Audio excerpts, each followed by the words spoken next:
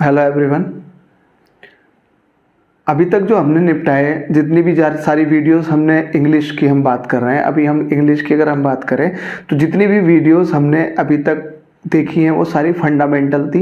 सब में हमने बातें सीखी हैं कि कौन सी चीज़ क्या होती है पहले, क्योंकि अब हम चैप्टर्स वाइज शुरू करने वाले हैं। चैप्टर बाई चैप्टर पढ़ेंगे और सारी चीज़ें एग्जाम के पॉइंट्स ऑफ व्यू से किस तरह के एग्जाम में क्वेश्चन आ रहे हैं हम उसके बाद चैप्टर खत्म होते ही उनकी प्रैक्टिस भी कर लेंगे। उसके बाद फिर मिससेलेनियस प्रैक्टिस हो जाएगी। एसएससी स्टेनोग्राफर जो भी एग्जाम तुम देने जा रहे हो या सीजीएल सीपीओ जो भी एग्जाम देने जा रहे हो, ठीक है। इंग्लिश की अगर हम बात करें, ठीक, हमने बात कर ली थी अभी तक से जितने भी फंडामेंटल्स थे सारे ही टॉपिक्स के बारे में, सारे ही जितने भी इंग्लिश के इम्पोर्टेंट टॉपिक्स हैं, पार्ट ऑफ स्पीच या और भी बहुत सारी चीज़ें, तो उनके के फंडामेंटल या बेसिक के बारे में हम बात कर चुके हैं, ठीक है। तो मैं इमरान आप सबका स्वागत करता हूँ उस्मानी क्लासेस पर और स्टार्ट करते हैं आगे की कहानी क्या है। अभी तक देख लो, अभी तक हमने क्या पढ़ा हुआ है, ठीक है। अभी तक हमने कल की वीडियो में जो पढ़ा था लास्ट टेंस के बारे में, उसको मैं जल्दी से एक बार रिवाइज करा देता हूँ। उससे पहले भी मैं बता देता हूँ। देखो, हमें इंग्लिश एक लैंग्वेज है, ठीक है, कम्युनिकेशन लैंग्वेज। उसमें हमें समझाना होता है दूसरों को, ठीक है, अपनी बात हम क्या कहना चाह रहे हैं। दूसरा समझ जाएगा, चाहे तुम कैसे भी बोलो, बस दूसरा समझ जाना चाहिए, वो लैंग्वेज कहलाती है। एक लैंग्वेज यानी कि किसी भी बात को समझाने के लिए हमें एक सेंटेंस की जरूरत पड़ेगी। सेंटेंस बनाने के लिए सब्जेक्ट चाहिए, वर्ब चाहिए और ऑब्जेक्ट चाहिए, ठीक है। Subject, verb, object. हमने बात की थी इंग्लिश के बारे में, तो इंग्लिश का जो ऑब्जेक्ट होता है इंग्लिश में वो वर्ब का होता है या फिर वो प्रीपोजिशन का होता है। वर्ब का ऑब्जेक्ट होता है तो वर्ब ट्रांसलेटिव होती है, अदरवाइज फिर वो प्रीपोजिशन का ऑब्जेक्ट होगा। कैसे पता लगेगा कि वर्ब का है कि नहीं है? वाट या होम का सेंस देगा। पिछली वीडियो में हम सब डिस्कस कर चुके हैं।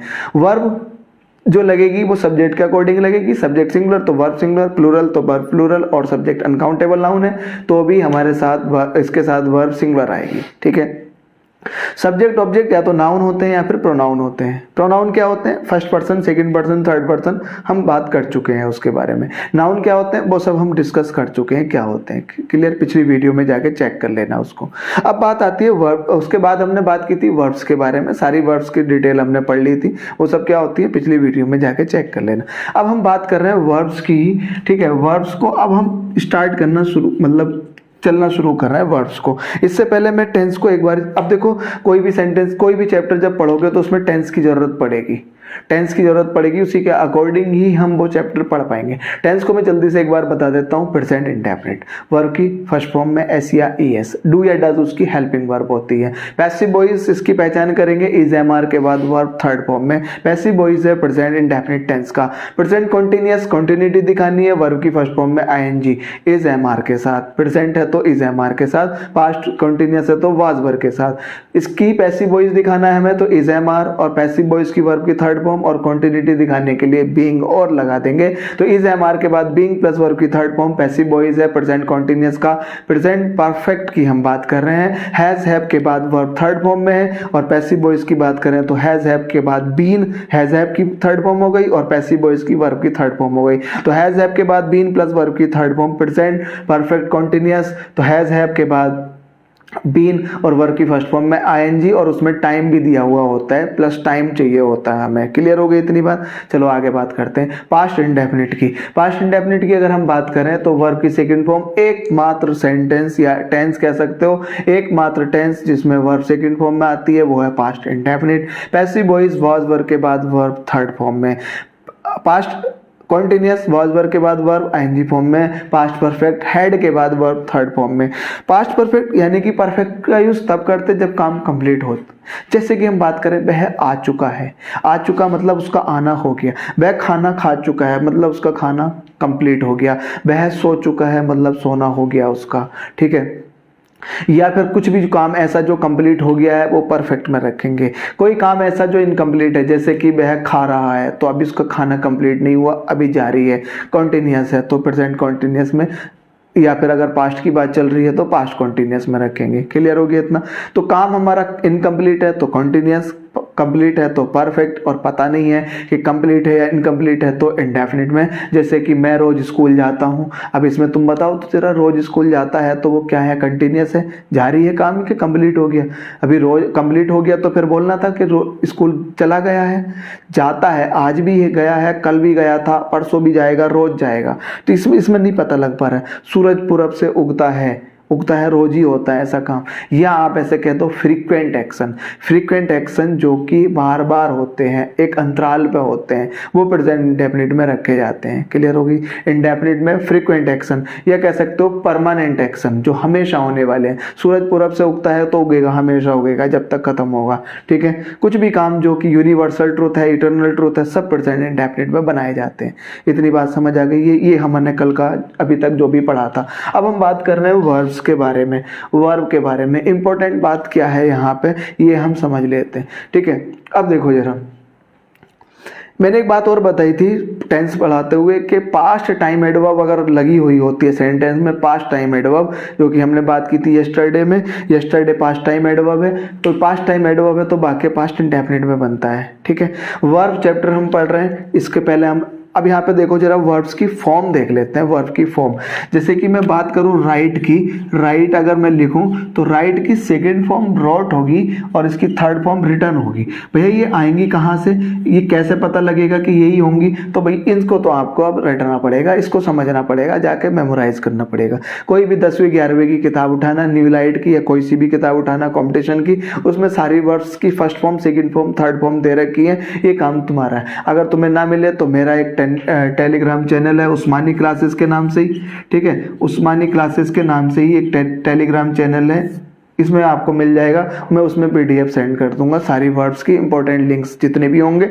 इस वाले चैनल को जाके सब्सक्राइब कर लेना। ठीक है, उस्मानी क्लासेस टेलीग्राम चैनल है, वहां पे मैं इसको अपलोड कर दूंगा। देखो जरा ध्यान से, वर्ब की सेकंड फॉर्म, थर्ड फॉर्म हमें पता होनी चाहिए। ये बात तुम्हारी है, ये काम तुम्हारा, इसमें टीचर का कुछ काम नहीं है।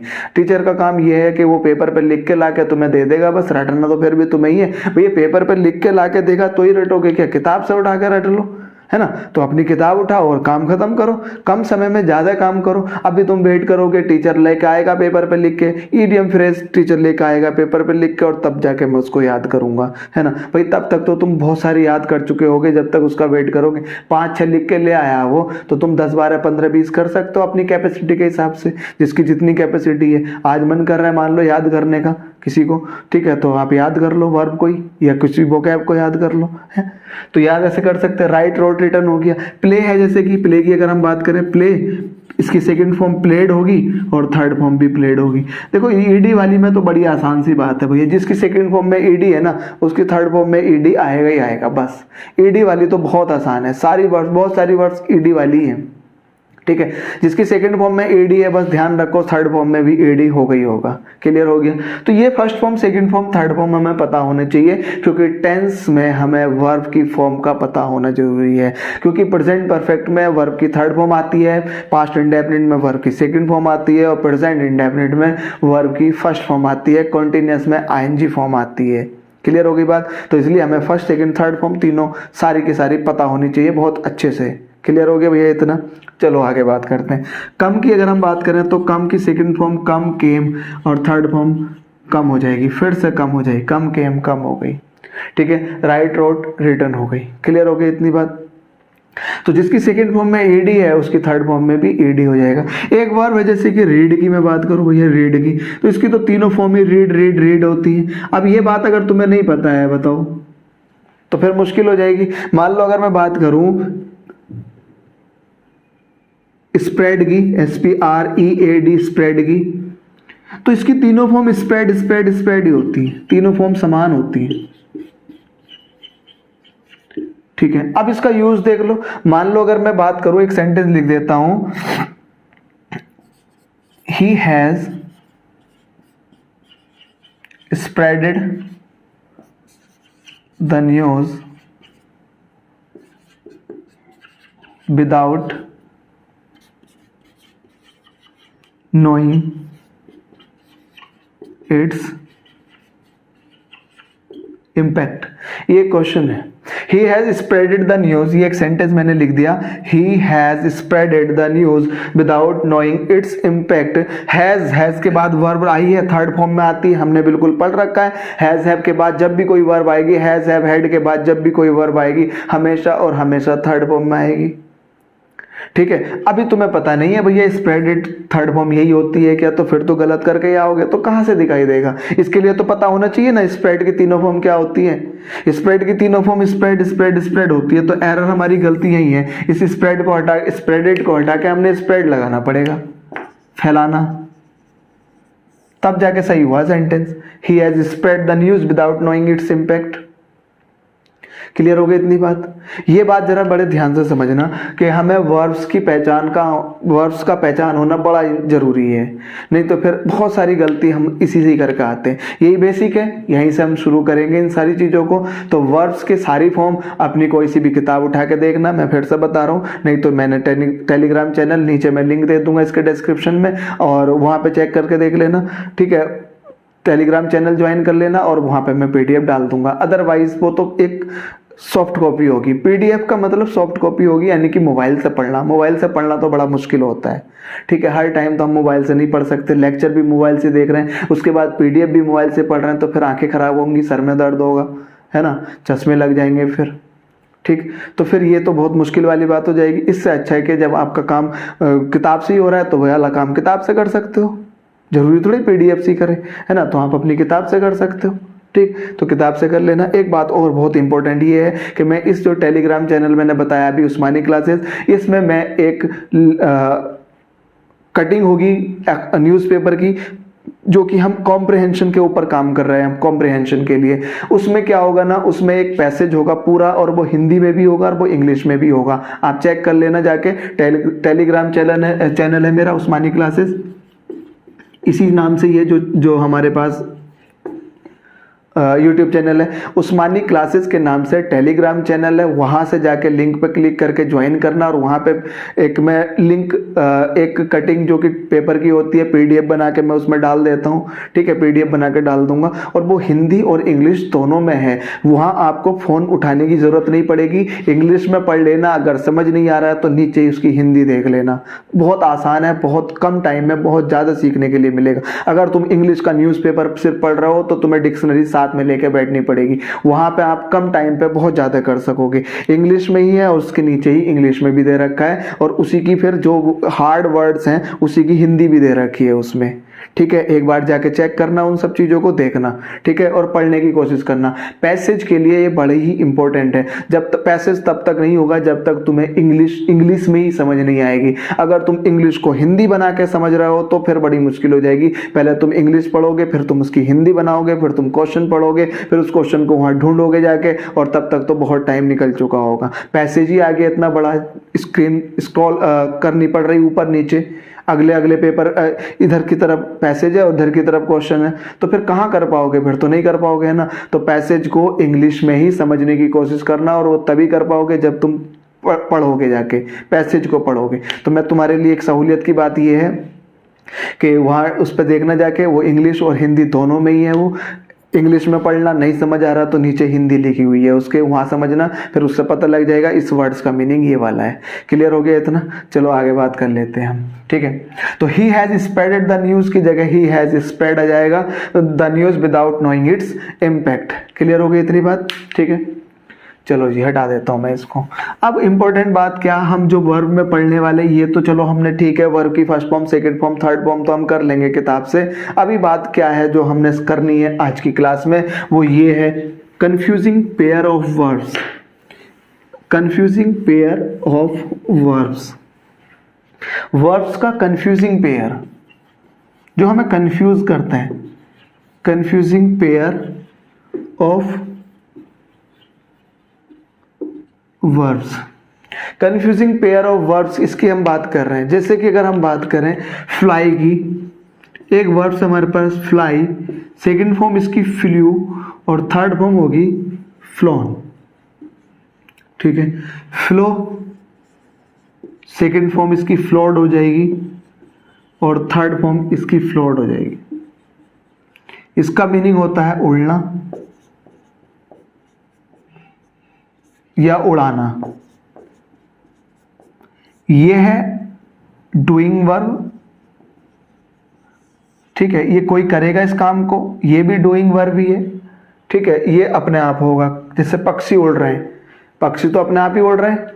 एरोप्लेन को उड़ाया जा रहा है, एरोप्लेन उड़ नहीं रहा, उसको उड़ाया जा रहा है। ठीक है, तो एरोप्लेन उड़ाया जा रहा है और पक्षी उड़ रहे हैं। ठीक है, तो ये हैपनिंग है, हो रहा है भाई अपने आप ही। तो ये हैपनिंग वर्ब है और ये डूइंग वर्ब है। फ्लो का मतलब बहना होता है, बहना, हवा का बहना। ठीक है, तो ये हो गया बहना, नदी का बहना। ठीक है, फ्लो करना, हवा का बहना, नदी का बहना, ये फ्लो। अब देखो जरा, fly, flu second form, third form phloem हो जाएगी, फ्लो, फ्लोड और फ्लोड हो जाएगी इसकी थर्ड फॉर्म। जिसकी सेकंड फॉर्म में ईडी, थर्ड फॉर्म में भी ईडी, खत्म हो गई बात। और इसका मीनिंग होगा फ्लो का बहना। फ्लाई की second form flu, FLEW, flu, third form phloem होगी। ये जितनी ज्यादा अपने आप से करोगे भैया उतनी ज्यादा आएगी। ठीक है, एक टीचर तुम्हें अपनी कॉपी पे एक पेपर पे छाप के दे देगा, तो फिर तुम उसको पढ़ोगे, पढ़ के ले जाके रख दोगे। अपने आप से जब तक कोशिश नहीं करोगे तब तक नहीं आएगी समझ में। तुम इस बात को एक ना एक दिन जरूर रियलाइज करोगे। जब से तक अपने आप से एफर्ट नहीं लगाओगे तब तक कुछ नहीं होगा। कितने ही पेपर पढ़ लो, कितनी चीजें पढ़ लो, ठीक है, जब तक अपने आप से एफर्ट नहीं लगाओगे, अपने आप से नहीं सीखोगे तो नहीं कर पाओगे कुछ भी। ठीक है, तरीका, टीचर केवल तरीका बताता है कि ऐसा कर सकते हो, करना तुम्हें खुद ही होता है, अपने आप ही होता है। ठीक है, वो सिर्फ तरीका बताएगा। देखो जरा, अब इससे ये एग्जाम में किस तरह से क्वेश्चन आएगा। The river is in spade,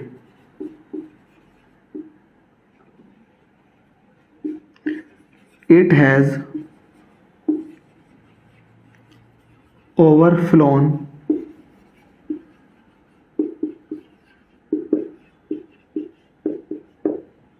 from its bank। In spate का मतलब होता है उफान पर।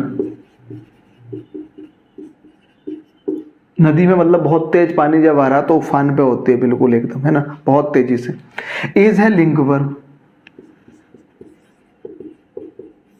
और ये नदी की स्टेट को डिस्क्राइब कर रही है।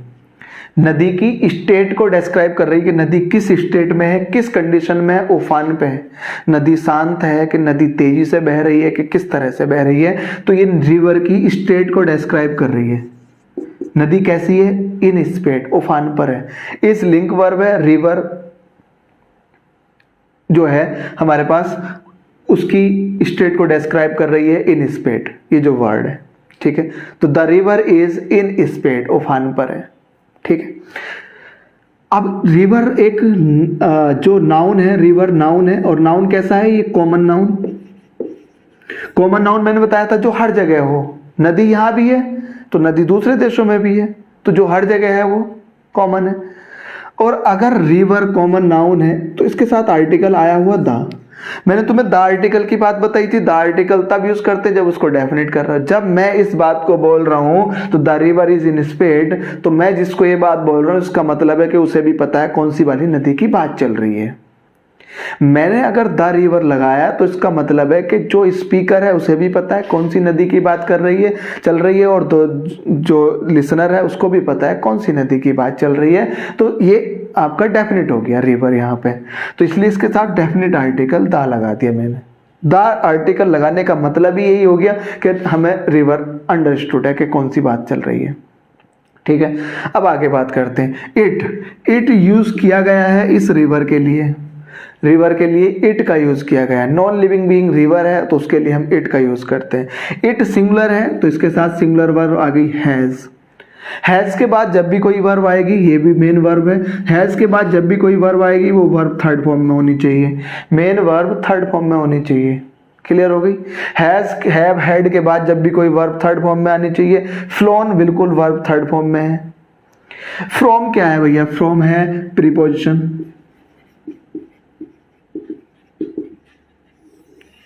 ठीक है, और बैंक क्या है, नाउन है, ये नाउन है। तो प्रीपोजिशन का ऑब्जेक्ट ये रहा। इट्स क्या है, इट्स पजेसिव एडजेक्टिव है, इट के लिए आ गया। हमने बात कर ली थी प्रोनाउन वाले चैप्टर में। अब भाई इसमें गलती है क्या? यहाँ तक तो सारी ठीक है, ये भी ठीक है, हैज के बाद वर्ब थर्ड फॉर्म में आती है, फ्रॉम के बाद इसका अपना ऑब्जेक्ट वो दे गया, ठीक है, ये नाउन है, वर्ब के बाद नाउन है, या तो वर्ब के बाद जो नाउन आता है ऑब्जेक्ट होता है वो या तो वर्ब का होता है प्रीपोजिशन का होता है। अब ये वर्ब तो है, ये जो वर्ब है ये ट्रांजिटिव तो है नहीं, तो इंट्रांजिटिव है, तो फिर ये नाउन किसका है, तो इसलिए इसके साथ एक प्रीपोजिशन फ्रॉम लगा दी। अब इसमें गलती क्या है? गलती ये है कि जो वर्ब हमने लिखी ना ये सही फॉर्म में नहीं लिखी है। फ्लोन का तो उड़ने का है भाई, उड़ थोड़ी रही होगी नदी।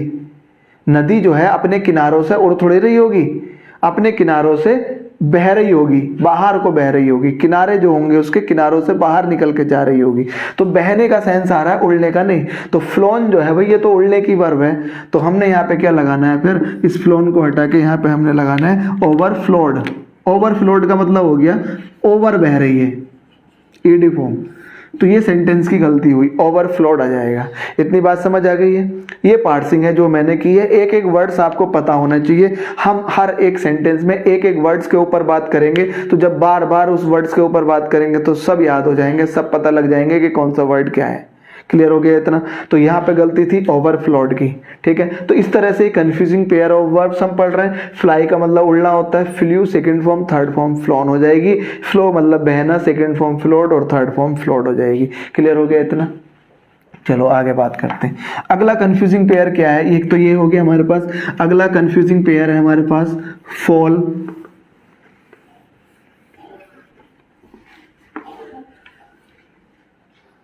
और फेल की बात करें तो फॉल का मतलब होता है गिरना, अपने आप ही अगर गिर रहा है कोई, ठीक है, फॉल का मतलब गिरना होता है, ठीक है। सेकंड फॉर्म होगी इसकी फेल, FELL फेल, और थर्ड फॉर्म हो जाएगी इसकी फॉलन, EN लगेगा। अब ये कैसे पता लगेगा भैया? ये तो याद करना पड़ेगा ना, है ना, याद ही करना पड़ेगा। तो फॉल फेल थर्ड फॉर्म इसकी फॉलन, ऐसा तो कोई रूल है नहीं, इसमें समझने का भी कुछ नहीं है, ठीक है। जैसे तुमने अपने घर वालों के नाम ऐसे थोड़े ही है कि लिख के एक बार रट्टा मार दिया, उनको लिख के और रख लिया, और वो धीरे धीरे हो गए ना, जैसे जैसे नाम रखा गया वैसे वैसे चलन में आ गए, ठीक है। तो ऐसे ये भी होगा, फॉल फेल फॉलन। इसी तरह से फेल की बात करें तो फेल का मतलब होता है गिराना। ये गिराना, ये तो गिरना अपने आप से, यानी कि हैपनिंग है। हैपनिंग का मतलब होना, अपने आप से होना। तो जो अपने आप से होना, हैपन का मतलब होता है होना, अपने आप से हो रहा है तो हैपनिंग है। कोई कर रहा है तो वो डूइंग है। गिराने का काम तो कोई करेगा तो ये डूइंग वर्ब है। डूइंग वर्ब होती है जो कोई करता है, हैपनिंग वर्ब होती है जो अपने आप होती है। सूरज पूरब से निकलता है तो अपने आप निकलता है भाई, है ना, नेचर के अकॉर्डिंग, ठीक है। तो वो हैपनिंग हो गया, ठीक है। चलो फेल, इसकी सेकंड फॉर्म फेल्ड होगी, और मैंने बात की थी जिसकी सेकंड फॉर्म में ईडी, तो थर्ड फॉर्म में तो कुछ सोचना नहीं है, ईडी लगेगा, फेल्ड हो गई। तो फॉल फेल फॉलन, और सेकंड फॉर्म इस वाले की फेल फेल्ड फेल्ड हो जाएगी। इसका मतलब गिरना, इसका मतलब गिराना, ठीक है। अब एक सेंटेंस के थ्रू इस बात को जल्दी से समझ लेते हैं।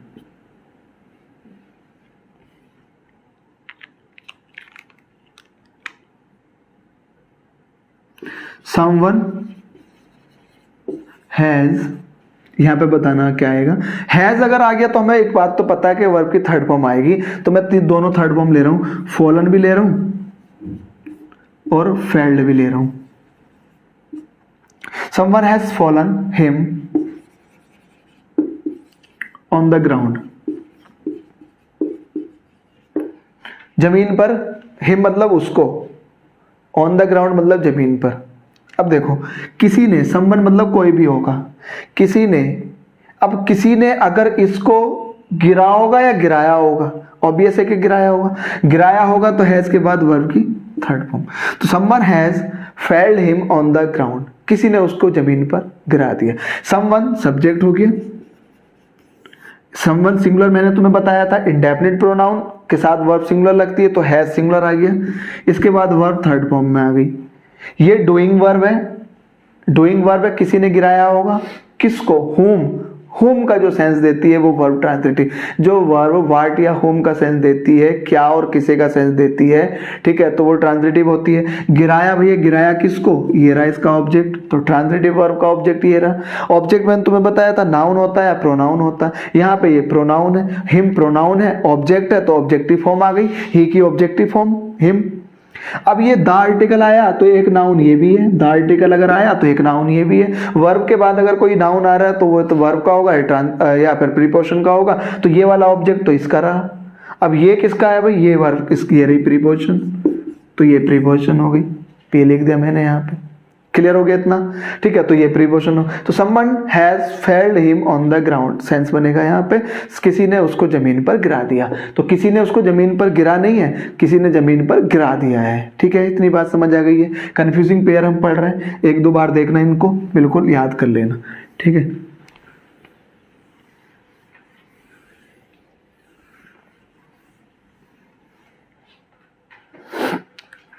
अगला हमारे पास है एक कंफ्यूजिंग पेयर,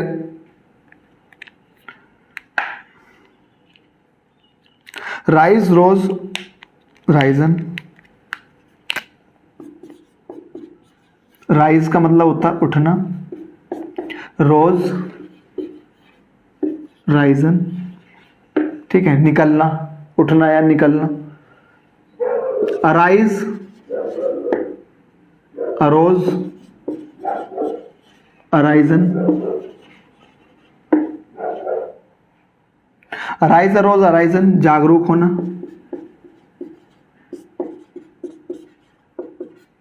ठीक है।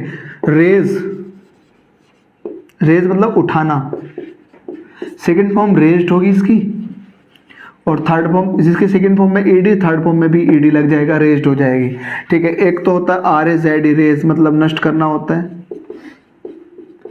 सेकेंड फॉर्म में E D, R A Z E D, और तो थर्ड फॉर्म में भी R A Z ED.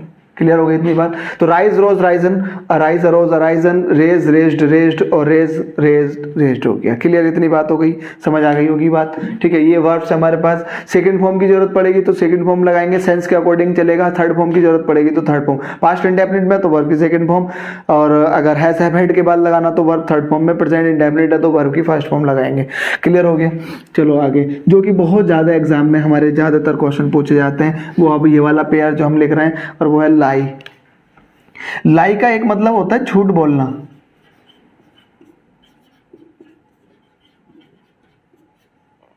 Second form में ईडी लगा दो।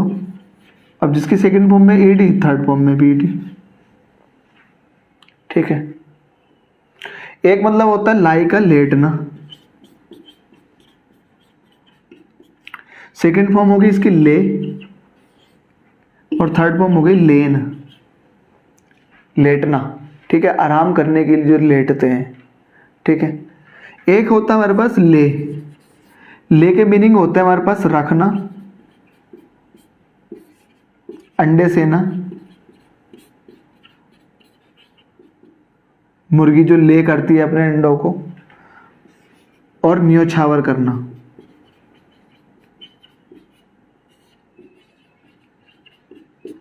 ठीक है। तो ले की हमारे पास तीन मीनिंग है, रखना, अंडे सेना, न्योछावर करना। इनमें से जो भी मीनिंग का यूज करेंगे सेंस के अकॉर्डिंग, जो भी सेंस आएगा, ठीक है, रखने का, अंडे सेने का या न्योछावर करने का, उसके अकॉर्डिंग हम चलेंगे।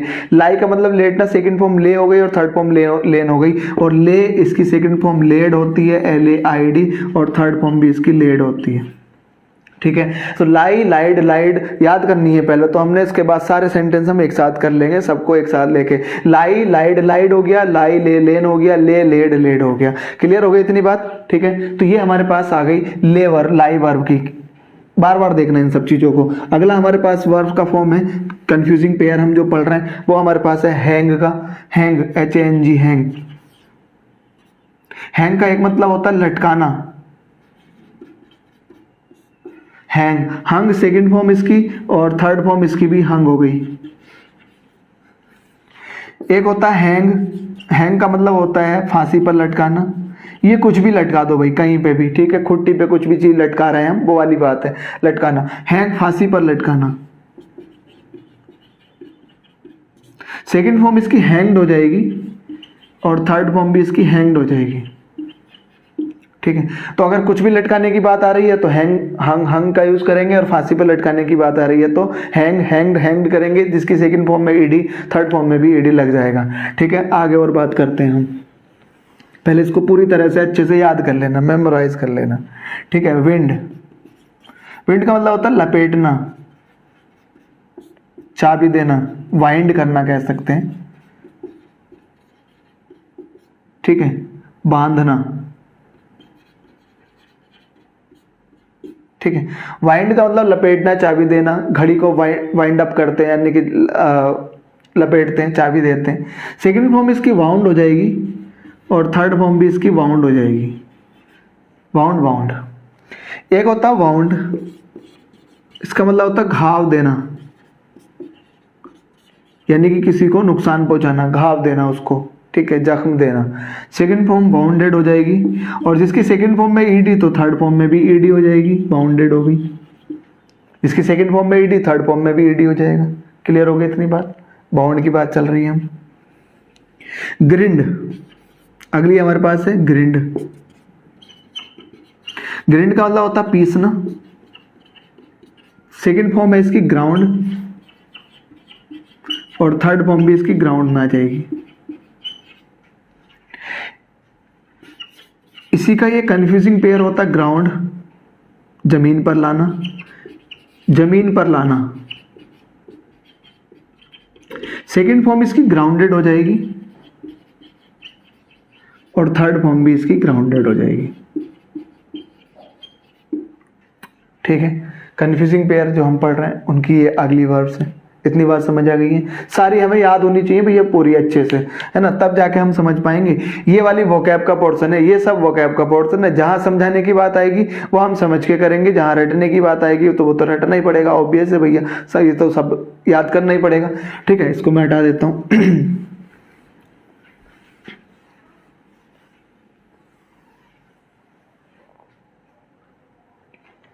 ठीक है, ये भी इंपॉर्टेंट है। बियर, बियर का मतलब होता है सहन करना,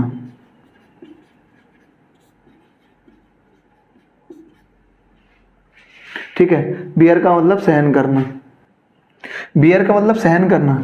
बियर बोर सेकंड फॉर्म, और थर्ड फॉर्म होगी इसकी बॉर्न, PORNE, इसमें ई लगा होगा, ठीक है, सहन करने वाली में। एक बियर का मतलब होता है जन्म देना,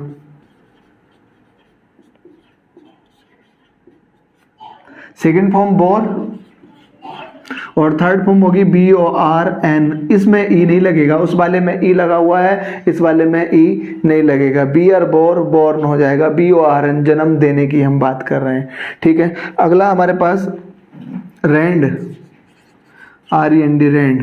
रेंड का मतलब होता है चीरना, कपड़े को चीर देते हैं, फाड़ना कह सकते हो, रेंड। सेकेंड फॉर्म इसकी रेंट होगी, RENT, रेंट, अगला पेयर ये, और थर्ड फॉर्म इसकी भी रेंट होगी। एक हाँ इसी के साथ हम रेंट ले लेते हैं। रेंट का मतलब होता है किराए पर देना। सेकेंड फॉर्म रेंटेड हो जाएगी, ED लग गया तो थर्ड फॉर्म में भी ED लग जाएगा। इतनी बात समझ आ गई है? ठीक है।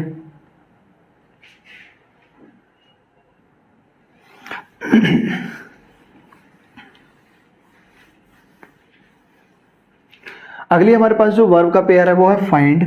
फाइंड का मतलब होता है पाना। सेकेंड फॉर्म है इसकी फाउंड, और थर्ड फॉर्म भी इसकी फाउंड हो जाएगी, ठीक है। इसी का कंफ्यूजिंग पेयर फाउंड हो जाएगा। फाउंड का मतलब स्थापित करना, ठीक है। फाइंड का मतलब हो गया स्थापित करना। Second form founded, third form भी फाउंडेड हो जाएगी।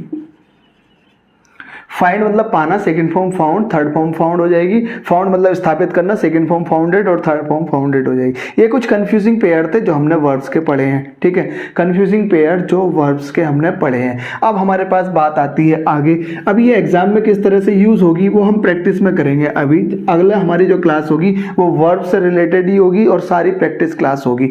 वर्ब से रिलेटेड हम चैप्टर वाइज चैप्टर पढ़ के और उसी के साथ उसकी प्रैक्टिस भी करते रहेंगे, और फिर उसके बाद मिससेलेनियस प्रैक्टिस हो जाएगी। जरा ध्यान से समझना, अगली क्लास हमारी एरर से रिलेटेड होगी, वर्ब से जितनी भी एरर आई होंगी अभी तक एग्जाम में, ठीक है। अब देख लेते हैं बात। तो इसके लिए सारी वर्ब्स याद होनी चाहिए, ठीक है, सारी वर्ब्स याद होनी चाहिए। अब देखो जरा, अगली हमारे पास वर्ब है जिनकी तीनों फॉर्म समान होती हैं, वर्ब्स जिनकी तीनों फॉर्म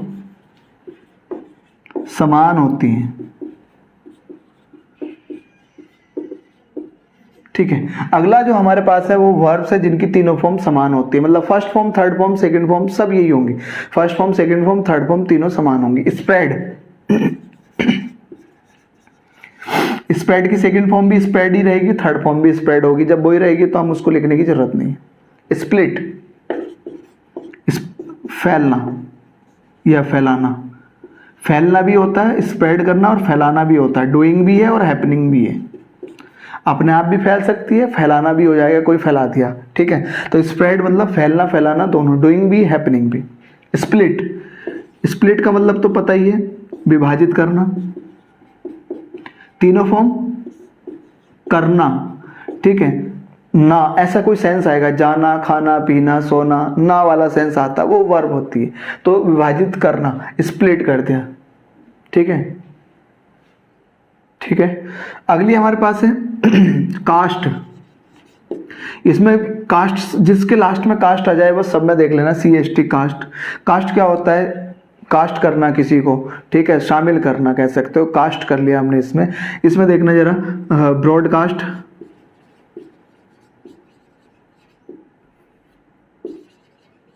टेलीकास्ट,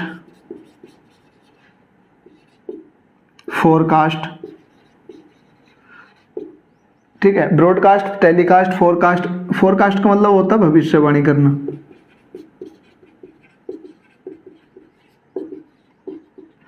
और इन दोनों का मतलब होता है प्रसारण करना। टेलीकास्ट का मतलब हो गया कि लाइव प्रसारण कर रहे हैं। ब्रॉडकास्ट का मतलब हो गया कि पहले उसको शूट कर रहे हैं, उसके बाद प्रसारण कर रहे हैं। कास्ट का मतलब होता है शामिल करना। ठीक है, स्टार कास्ट, वो तो चलो एक नाउन हो गया। ठीक है, उसके बाद आता है लेट। लेट की तीनों फॉर्म समान होती है। लेट का मतलब होता है अनुमति देना।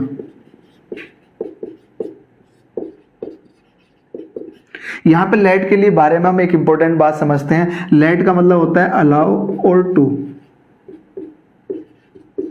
लेट में जो होता है, लेट का मीनिंग होता है, लेट जो बन के मिलके बना वो अलाउ और टू से मिलके बना, इसलिए लेट के बाद हम टू प्रीपोजिशन का यूज नहीं करते हैं। लेट के बाद टू प्रीपोजिशन का यूज इसलिए नहीं करते हैं क्योंकि लेट मिलके बना हुआ है अलाउ और टू से। अलाउ के साथ टू मिलके तब लेट बना हुआ है, उसमें ऑलरेडी टू होता है।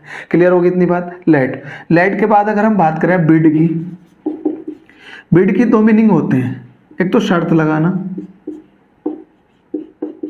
तो सेकेंड फॉर्म भी इसकी बिड रहेगी और थर्ड फॉर्म भी बिड रहेगी। लेकिन इसका मतलब एक आज्ञा देना भी होता है, कमांड करना।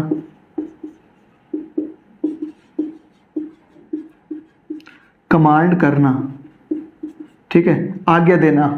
तो अब इसकी सेकेंड फॉर्म बेड होगी और थर्ड फॉर्म बिडन होगी।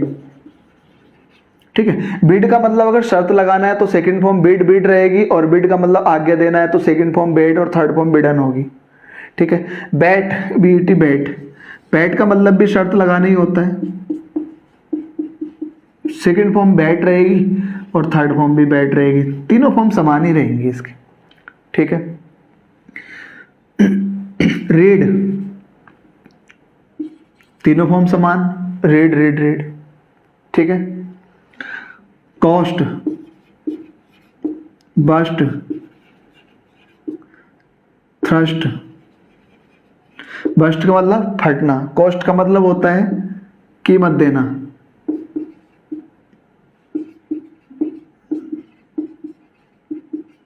बस्ट का मतलब होता है फटना। ठीक है, और थ्रस्ट का मतलब होता है थोपना। ठीक है, थ्रस्ट कर दिया, जैसे कि मैं बोर्ड पे को थ्रस्ट कर रहा हूं, यानी कि प्रेशराइज कर रहा हूं। थ्रस्ट करना मतलब थोपना। बस्ट का मतलब होता है फटना। ठीक है, क्विट। ठीक है, रीड, कॉस्ट हो गया, बस्ट हो गया, थ्रस्ट हो गया। शेड, बहाना, आंसू बहाना हो गया। ठीक है, बेमतलब के। सैड, हार्ट, हार्ट मतलब होता है HURT होती है स्पेलिंग, HURT। हार्ट का मतलब होता है तकलीफ देना,